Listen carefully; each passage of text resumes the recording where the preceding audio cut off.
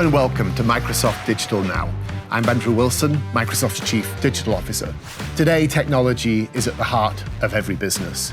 Its mission criticality, its speed is something we're all having to deal with. On this series of conversations, I'm looking forward to speaking with friends, industry leaders, both within Microsoft and across the industry, about how they're tackling digital and wider business transformation. So let's get to it.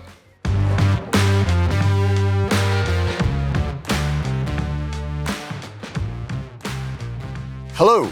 Central to my role as a Chief Digital Officer is making sure that the products and services that I operate for our employees and our customers are equally able to be used by every member of the workforce and every customer. And central to that question here at Microsoft is my guest today. Please welcome Jenny. Jenny, good to see you. Good to see you. Thank you for having me. Thank you. Let's start with what your role is at Microsoft. So my role is to breathe the accessibility and disability inclusion. So I'm the Chief Accessibility Officer, and I work internally and externally to build and infuse accessibility into everything we do. Now, I've enjoyed working with you over the last 2 or 3 years. It's central to make sure our services can be used by everybody. And yet we don't start with a clean slate. We always seem to inherit old systems and we always seem to be behind. From your perspective, is that true? Do you see we CDOs and CIOs getting it? And what approaches have you seen in the industry that work in terms of dealing with all of this technology legacy? Yeah, it's a great question. I would say we're on the journey, but we've got to speed up. So do I see CDOs, CIOs really understanding the importance of accessibility? Depends on the room. Not as many as I would like. And I think we need to get past this, do I have to, should I, why? And we need to get into the pragmatics of how. So we're getting there, we're inching further forward. I think the ones that I see that are moving and accelerating are the ones where we get through that initial, wait up, what is this? Did I miss something? And they're really pragmatically then tackling how to do this, how to build inclusively, how to design with disability and accessibility in mind. And then they're building best practices on the back of it. And bluntly, much better products. So yes, but we got to speed up. As a customer zero here at Microsoft, I've enjoyed, one, working with our products, but two, also working with third-party products. And so the challenge is different, and the influencing, whether we're inspecting in or, in your case, perhaps directing engineering. So how have you found working inside a hyperscaler in terms of an ability to influence, or perhaps even more?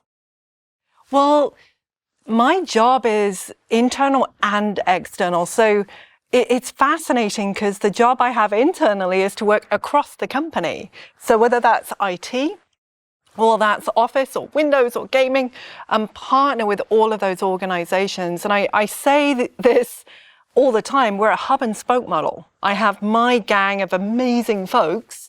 More important are all the folks working in the concentric rings in all of those divisions who are accountable, responsible for delivering accessibility within their own organizations. So I say that the operational organizational model's very important. There is no way that I ever want to be a bottleneck. They are empowered to write the code, to deliver the code. I may hold them accountable to that. That's part of my job, is to make sure that we know how good we are. But that's really how we scale, is to make sure that it's diffused into those organizations. There's clear reporting and scorecarding and clear goals and measurement that goes behind it. And then there's a massive community of people with disabilities and accessibility experts to support that. So over the years, it's just become part of our culture. We're not perfect. We're not perfect. But it's become just endemic into how we design and build. Running an organization, you think about security, you think about experience, you think about accessibility. I think these are all at different points on the maturity curve. If you were to give me and other CDOs some top tips, where do you see things going well, and perhaps what a couple of pitfalls that we perhaps should be avoiding as we think forward? So I think you've got to remember a couple of core principles with accessibility. And it is, firstly, it's a peer to privacy or private, however you say it. Well, you and I are both from the same area of the UK, so. Mostly the same part of the UK. Privacy, security, accessibility, these are all the same constructs, and they need to be held with the same bar of priority. There's a cute saying in the accessibility world, if you don't know if it's accessible, it's not. So breathe that one in. So if you are a CIO and you're sitting there and you're going, I'm sure it's fine, you are not fine. You are not fine. And it's time to dig in. And I think from a maturity perspective, the things that I look for are not just, is this singular piece of code okay? I'm looking for an ecosystem. I'm looking for an entire environment that supports development and accessibility. So I'm equally looking at your training. I'm looking at your hiring processes. I'm looking at how you're barring and measuring your accessibility. I'm looking to make sure that it's supported financially and in your strategic goals. I'm not just looking at one piece of nerdery. I'm looking at, do you have an organizational structure that's designed methodically to infuse this in for years to come, right? Some of these systems and tools, particularly old legacy tools, can take a while to get to good. Oh, yes. And you've got to have those core constructs if it's going to really move through. Never assume and go for the long term, but speed up is certainly good coaching. The pandemic, it changed the world. It's changed our approach to work. Did it raise the bar from an accessibility perspective? The pandemic was an innovation accelerator for accessibility because it put an immediate focus, just a laser focus, on the need for certain accessibility fundamentals. Captioning's the obvious one. We were all, we were given how many hours notice to work from home? And I'm sure that caused quite the revolution in the IT world as a whole, as we all lived through that. But I would say for people with disabilities, it was like, oh my gosh, how am I going to work at home? For me, as a deaf person who uses sign language, my interpreter's just sitting there to your left, it was a real shift because I'm used to being 6 feet from my interpreter. I'm used to having captioning, whether it's automatically or person-generated, CART, or auto AI captions. But those were mostly in-room physical accommodations that I was using. I had to really turn to the Microsoft Teams group and say, okay, now what are we going to do? Because I'm one of thousands, if not millions of people across the world that needed that functionality overnight. Now they responded. Within a matter of weeks, we were able to get captioning free on all our platforms out the door. Incredible. And recognize the importance of supporting people at home. There were many methodologies, right? And people with disabilities have been wanting and needing to work from home for decades. So it granted some of that real technology. And I have to hark back when I was back in London many years ago, working at the Daily Mirror.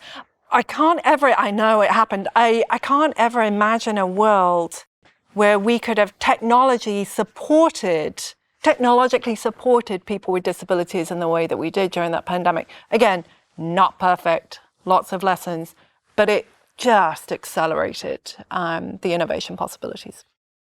As I listen to what you're saying, the impact of having these cloud-based platforms and services is really powerful in terms of what we were able to do and how we responded.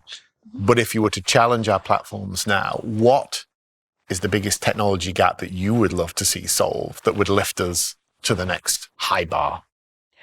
I think, there's so many answers to that, and I have a longer list, a really long list, because I think there's infinite possibilities right now of what can be done. But I will say I saw one post over the weekend that got me spurred, which was, a great external writer just saying, hey, I think it's possible in the near future to have captioning that generates a transcript that then gives me meeting notes.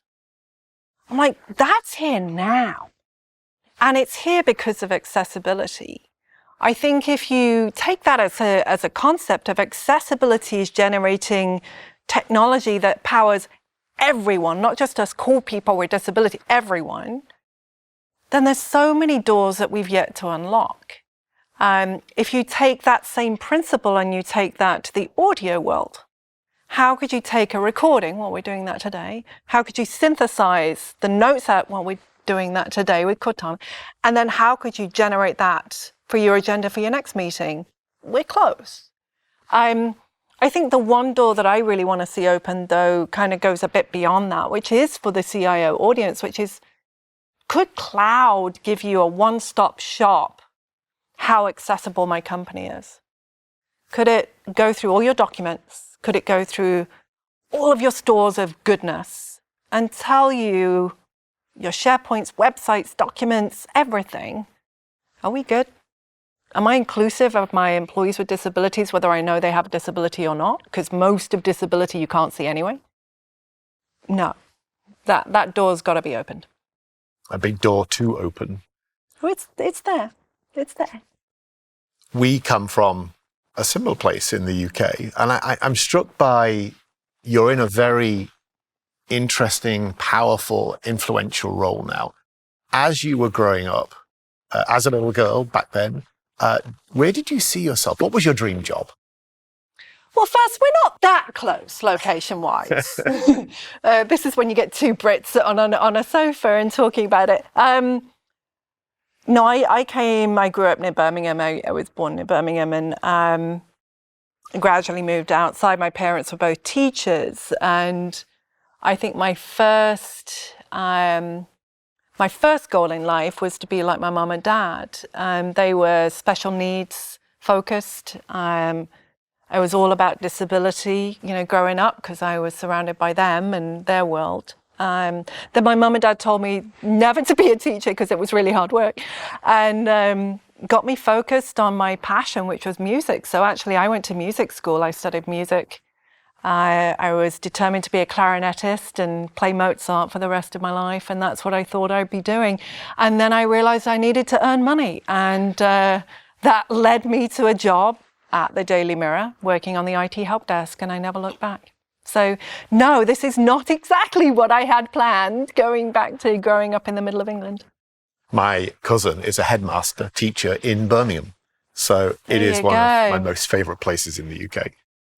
Yes. Jenny, on behalf of everybody on the show, we'd like to say thank you. We always enjoy leaving each of our guests with a little gift. I'm struck that you are passionate about driving accessible services everywhere in the world for everyone, and you bring a global and powerful perspective.